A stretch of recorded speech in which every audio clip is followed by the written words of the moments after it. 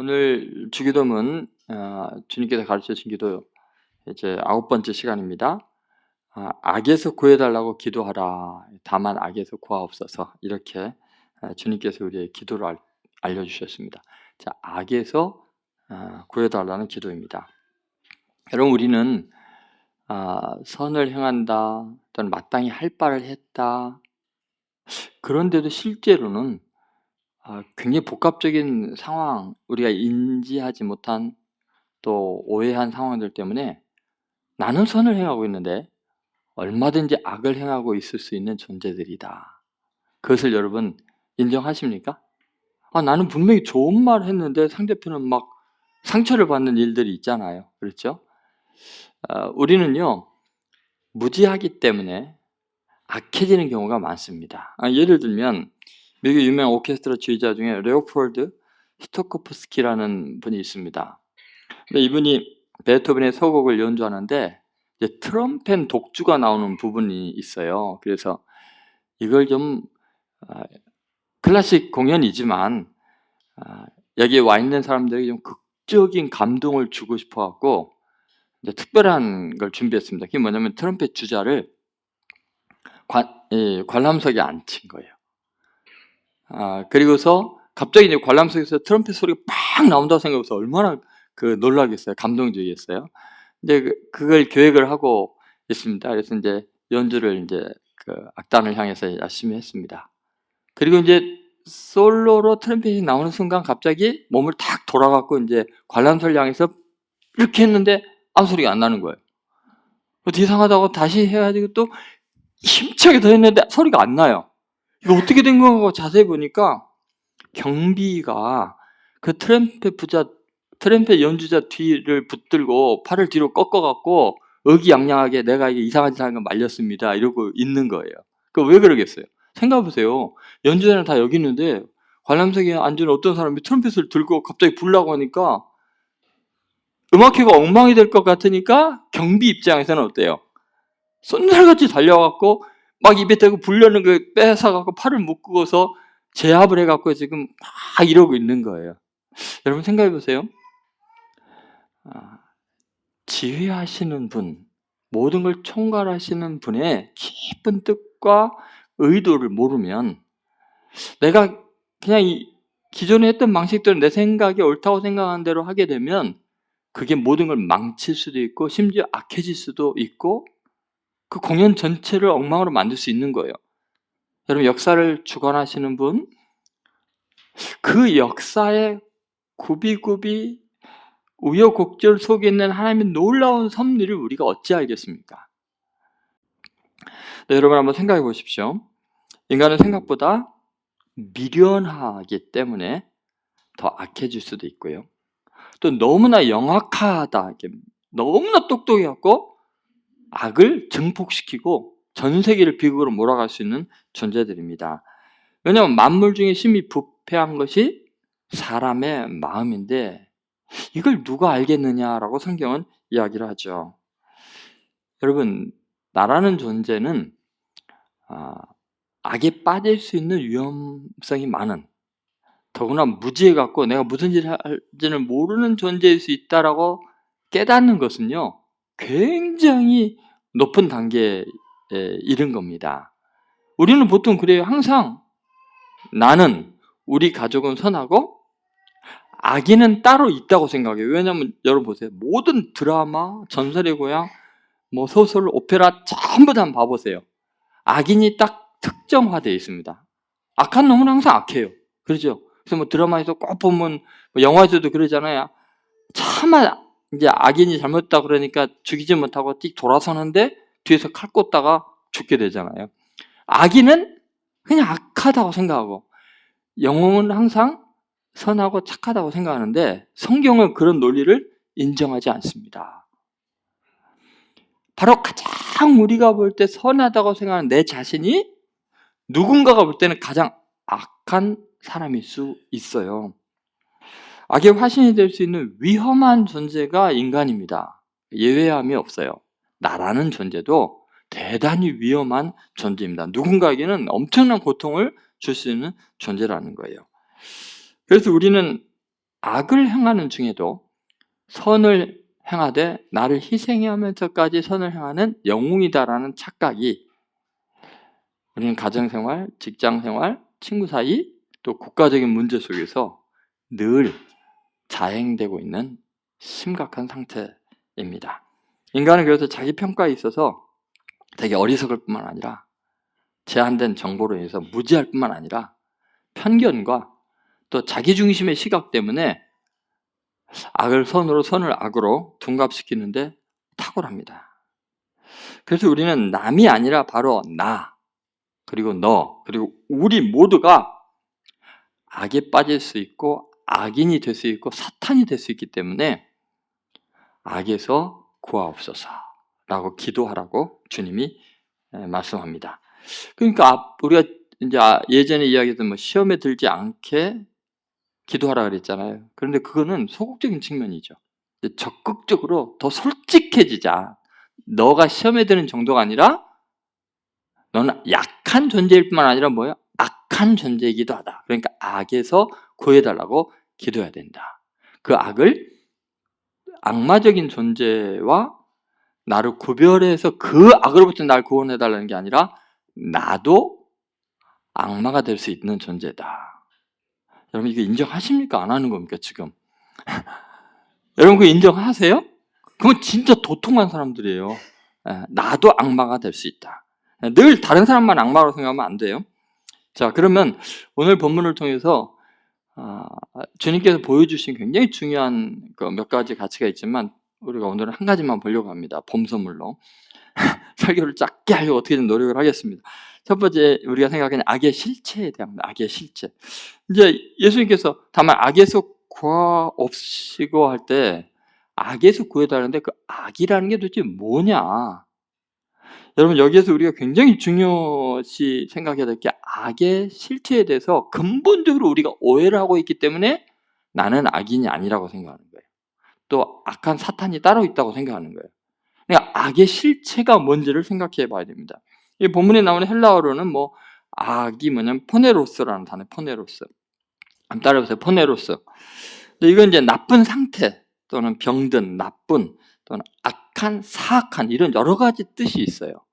이 포네로스라는 단어가. 근데 이 단어가 붙는 이 관사가 투라는 관사가 이제 붙었는데, 근데 이 단어는 중성일 수도 있고 남성일 수도 있어요. 만약에 중성이라고 하면은 뭐뭐 하는 것 이런 거잖아요. 그러니까 뭐냐면 악한 행위, 악 자체를 의미할 수도 있고 만약에 남성으로 그걸 해석을 한다면은 악한 자, 마귀 사탄 또는 악한 인간으로부터 우리를 구해달라는 것이 있죠.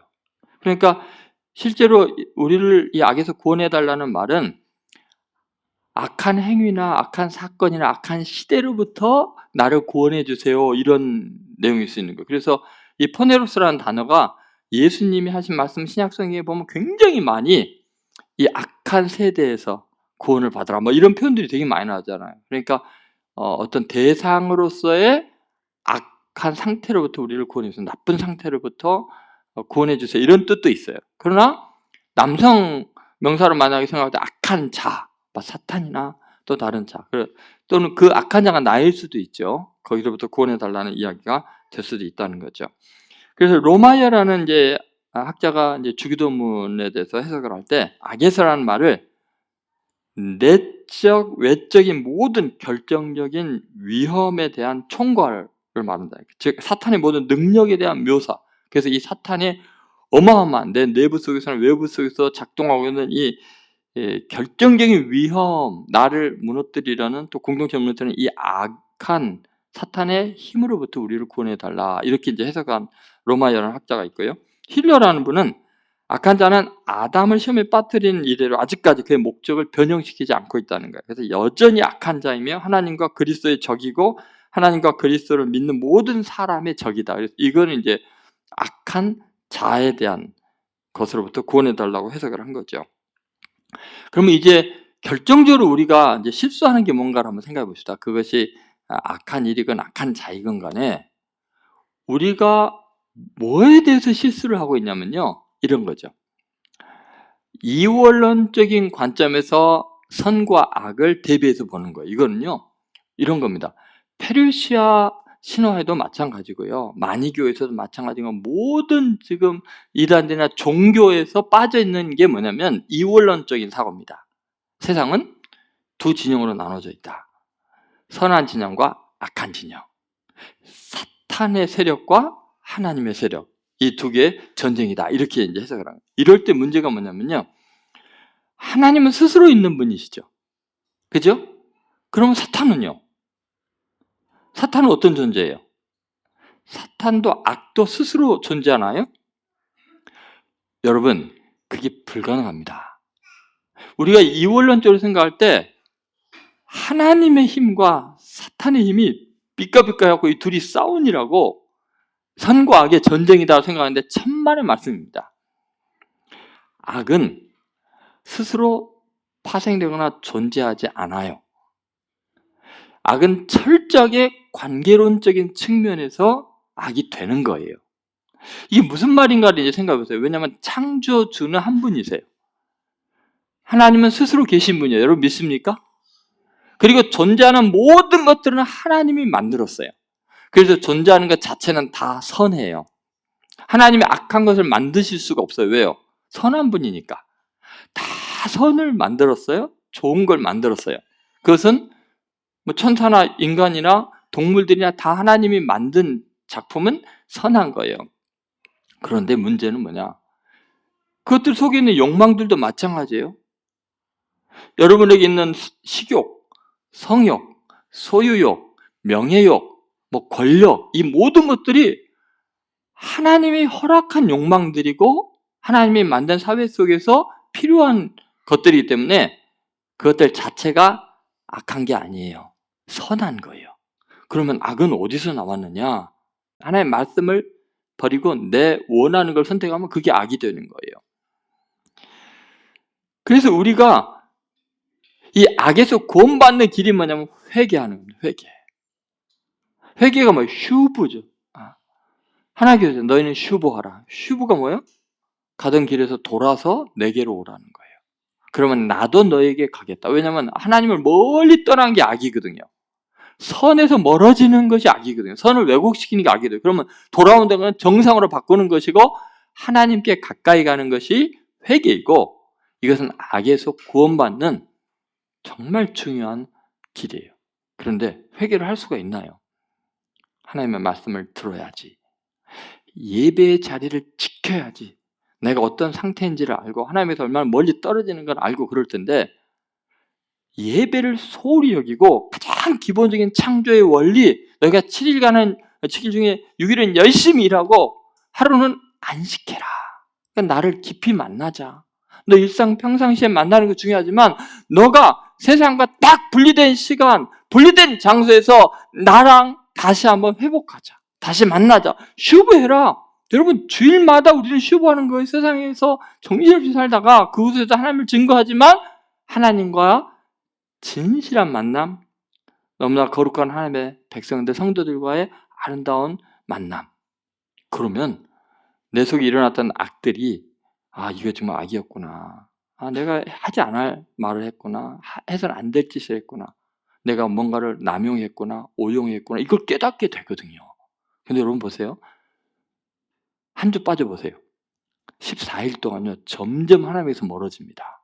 그런데 그래도 성수주의를 하잖아요. 신기하게 마을이 따라갔다가도 돌아옵니다. 근데 어떤 사람들 기도회까지 와요. 그래서 3일 정도 멀었다가 바로 돌아와요. 그죠? 어떤 사람은 새벽 기도 드려요. 밤에 못 던졌다고 새벽에 새벽 기도 하니까 하나님께 바로 돌아와요. 이런 사람은 멀리 안 가요. 그러니까 악이 나를 지배하는 시간들이 많지가 않아요. 하나님과 교제하고 그러니까요. 그런데 여러분, 한 주, 두 주 날씨 좋다고 한번 봄나들이 가보세요. 천하는 아름다운데 내 심령은 악이 번성하고 있을 거예요. 독초가 나고 있을 거예요. 중요한 거 이거예요. 솔로몬이 성전 봉헌식을 한 다음에 하나님께 다음과 같은 약속을 듣게 됩니다. 아마 역대하 7장 14절로 제가 기억을 하는데, 같이 한번 읽겠습니다.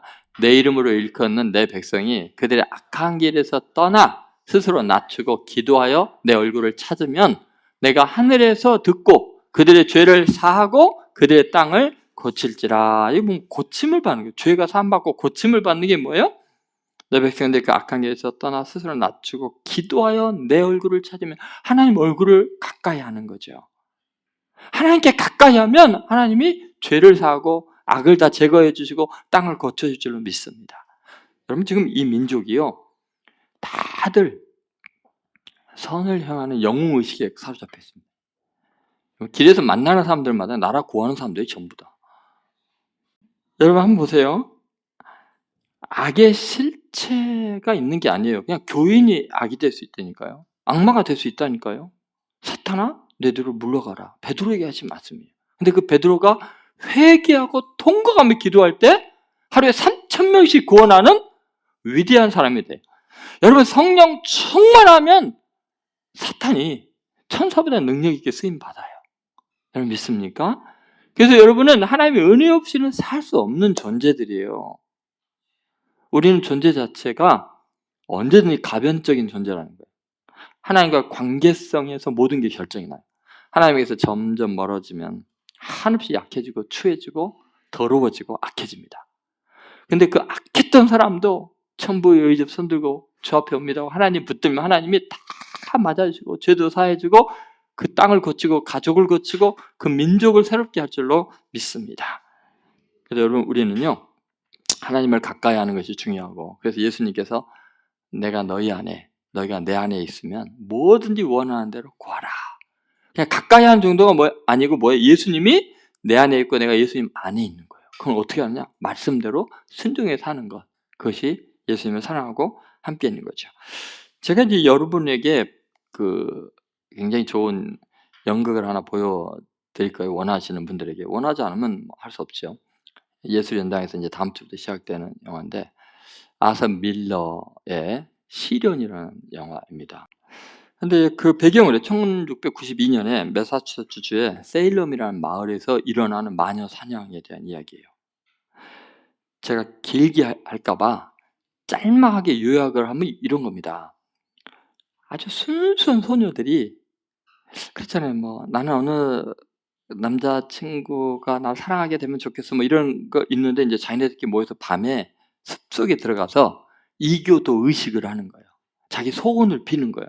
아무개가 나를 사랑하게 해주세요 하면서 악마에게 이렇게 이제 그 소원하는 거예요. 여러분 애들도 뭐 우리나라 애들도 몇 년 전에 보니까 뭐 악마에게 뭐 하는 뭐 이런 것들이 유행한 적도 있고 막 이랬던 것 같은데 이제 뭐 아이들은 이제 뭐 진짜 그런 능력이 나타난다기보다는 이제 재미를 장난으로 이제 그런 면들도 있잖아요.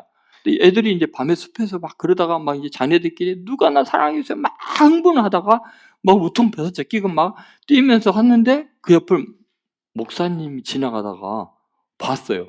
야, 니네들 뭐 하는 거냐 했더니 그때 이제 청교도였어요. 1600년대니까 청교도 정신이 그 마을에 가득한 기독교 정신이 가득한 때이니까 이교적 악마 의식을 행하는 게 말이 돼요? 그래서 나중에 이제 그 짓을 하고 나는데 목사님 딸이 갑자기 그날 거기 참여했던 애 같은데 갑자기 그 의식을 잃어버려요. 몸이 마비가 돼요. 그리고 있다가 그 아이의 또 친구 한 명이 또 그런 현상이 일어나요. 그러니까 이게 이제 귀신이 들렸다. 이런 이제 소문이 나기 시작을 해요. 근데 이것을 이제 추궁당하게 생겼으니까 청교도 정신에 의해서 이제 어마어마한 형벌을 받고 마녀 화형을 당할 정도로 위험한 일이니까 이 아이들이 자기네들이 모면하기 위해서 이제 막 그 퇴마사인 목사, 유명한 목사도 오고 판사도 이제 임명이 되고 부지사가 와서 재판을 하고 막 이러니까 애들이 겁이 나니까 추궁을 하니까 애들이 이제 자기네들이 평소에 미웠던 마을 사람들의 이름을 들으면서 그 사람이 악마에 쓰여서 악마와 교제하는 거 봤습니다. 그 사람 때문에 우리가 이렇게 어렵습니다. 뭐 이런 이야기를 한 명씩 부르니까 뭐 이 사람들 막 부르게 돼요. 그래가지고 그 아이들이 연기를 너무 잘해가지고 실감나게 막 같이 집단으로 저기 시커먼 게 보입니다. 저 사람 위에 있습니다. 막 애들이 다 같이 막 수십 명이 그러니까 어떻게 하겠어요? 판사는 이런 사람들이 이성적인 판단을 못 내리고 정죄하기 시작을 해요. 그래서 마을 사람들이 200 몇 명이 처형을 당해요. 마녀 사냥을 죽입니다. 이게 사탄이 쓰였다고 해가지고. 그런데 그 중에 한 명의 그 젊은 농부가 아내에게 이제 또 그 누명을 씌우는 그 소녀 중에서 한 명이 이제 이 젊은 농부와 이게 부인이 아팠을 때 불륜을 저질렀는데 정신을 차리고는 그 소녀를 거절하는데 이 중에 한 명이 이제 주술 할 때 이 남자랑 자기를 사랑하게 해달라고 한 거예요.